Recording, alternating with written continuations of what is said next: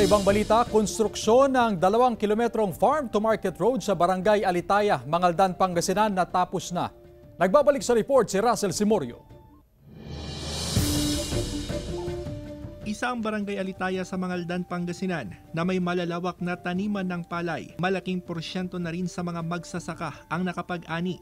Malaking bagay sa mga magsasaka ang 2 kilometrong farm-to-market road na ginawa ng DPWH. Mabilis. Saka yung pagbibiladan, maraming tulong sa amin. Dati lubak-lubak ito, hindi siminto.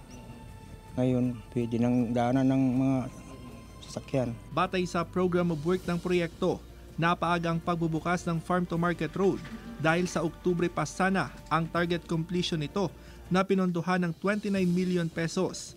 Ayon sa mga magsasaka, ang dating 40 minutes hanggang 1 oras na biyahe patungo sa mga rice miller, ngayon nasa 20 hanggang 30 minutes na lang. Malaking tulong ito. Katulad nito, pag pupunta ka ng bayan ng Mangaldan, dito ka na dadaan, malapit na. Kaya ikot ka pa dun sa may Gigisagin. Kaya dito na lang ang karaming taga rito, dito na dumadaan. Samantala, tiniyak ng DPWH na hindi apektado ng ipatutupad na election ban ang mga kasalukuyang road at infrastructure projects sa Region 1. Ang apektado umano ay mga proyektong poponduhan pa lang. Hindi affected ng COMELEC yan kasi naka-ongoing na pa kami. Lahat ng 2023 naka-start na eh. Yung 2024 ang na kasi bidding. Kasama si Ron Alistair Tañedo, Russell Simorio, One North Central Luzon.